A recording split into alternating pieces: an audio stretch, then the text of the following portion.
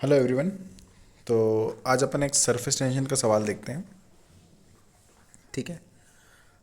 इस सवाल के अंदर बेसिकली हमारे पास एक एक्वेरियम है और उस एक्वेरियम के अंदर हमने पानी भरा है। ठीक है। अब एक्वेरियम के कॉर्नर पर पानी इस तरीके से थोड़ा सा राइज कर रहा है। ठीक है।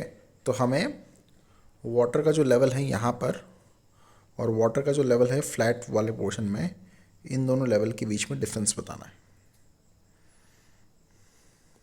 ठीक है। देखते हैं अपन। तो सबसे पहले तो आप ये समझने की कोशिश करो कि इस रीजन में यहाँ पर जो सरफेस है उस सरफेस के ऊपर कर्वेचर आ रहा है। यहाँ पर जो सरफेस है उस सरफेस के पास कुछ ना कुछ कर्वेचर है। कर्वेचर होने की वजह से इस सरफेस के जस्ट बिलो वाले पॉइंट पे जो प्रेशर है वो हम एटमॉस्फेरिक प्रेशर नहीं लिख सकते। कर्वेचर होने की वजह से यहाँ पर जो प्रेशर है वो हम एटमॉस्फेरिक प्रेशर नहीं लिख सकते हैं।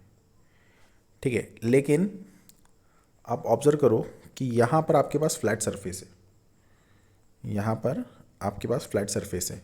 फ्लैट सरफेस होने की वजह से आप इस पर्टिकुलर पॉइंट पे प्रेशर एटमॉस्फेरिक प्रेशर के बराबर लिख सकते हो। ठीक है। तो यहाँ पर आपने प्रेशर एटमॉस्फेरिक प्रेशर के बराबर लिख लिया। ठीक है। अब अगर आप यहाँ से सेम हॉरिजॉन्टल लेवल में चलोगे तो सेम हॉरिजॉन्टल लेवल में प्रेशर को बराबर करा जा सकता है। यहाँ पर प्रेशर पी नॉट हो जाएगा। ठीक है। अच्छा, अब अगर आप इस पॉइंट से ऊपर मूव करना स्टार्ट करते हो तो जैसे से आप मूव करोगे ऊपर की तरफ वैसे वैसे प्रेशर डिक्रीज होते जाएगा। कितने अमाउंट से? रो जी एच अमाउंट से, है ना। रो जी एच के हिसाब से प्रेशर जो है वो लगातार डिक्रीज करते जाएगा। ठीक है।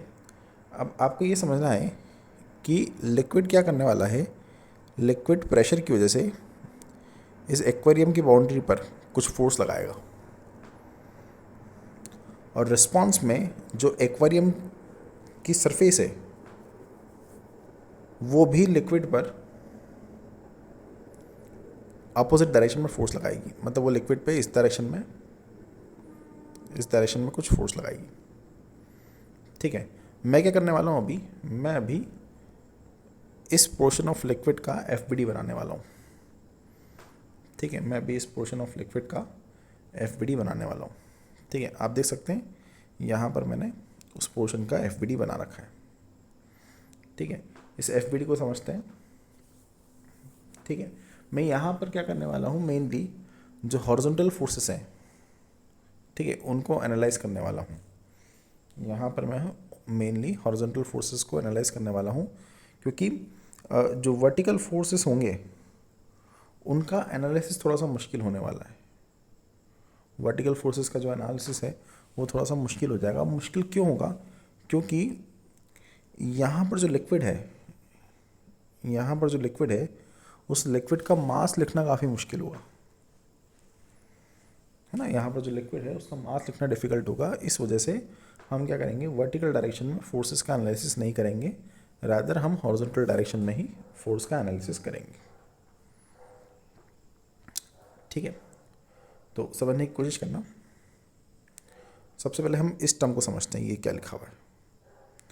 तो बेसिकली मैंने थोड़ी देर पहले बात करी थी कि यहाँ पर जो प्रेशर होगा, यहाँ पर जस्ट जो प्रेशर होगा वो एटमॉस्फेरिक प्रेशर होगा। ठीक है। मैं क्या कर रहा हूँ, सेंटर पर प्रेशर लिख रहा हूँ। सेंटर पर pressure P not minus rho ji H by two, ये हो जाएगा सेंटर पर प्रेशर।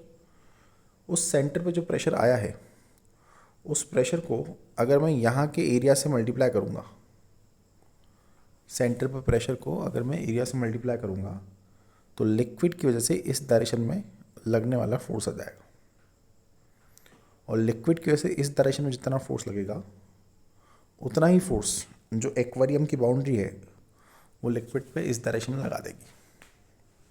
लिक्विड ने प्रेशर के थ्रू फोर्स लगाया, रिस्पॉन्स ने सॉलिड ने प्रेशर के फॉर्म में ही फोर्स रिटर्न कर दिया।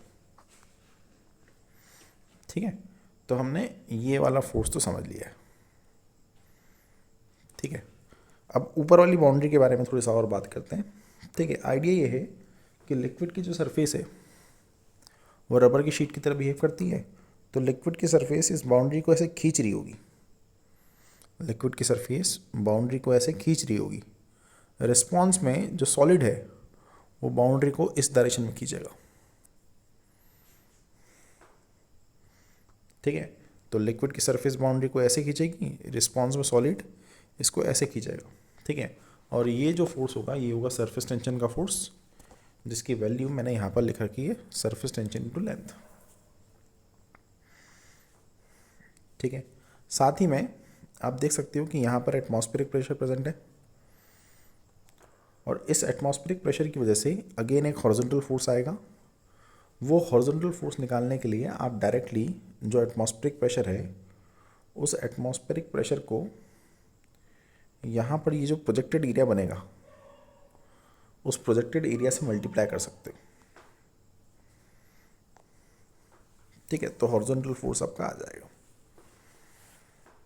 ठीक है, अब हॉरिजॉन्टल फोर्स आ जाने के बाद साथ में यहाँ पर आप एक चीज़ और ऑब्जर्व करो कि ये जो सरफेस है, ठीक है, ये जो सरफेस है यहाँ पर, ठीक है, इस बाउंड्री पर यहाँ पर जो बाउंड्री बनेगी, ठीक है, यहाँ पर जो एक छोटी सी बाउंड्री बनेगी, उस बाउंड्री पर जो राइट साइड ऑफ सरफेस है, जो राइट साइड ऑफ सरफेस है वो इस पोर्शन को खींच सकती है।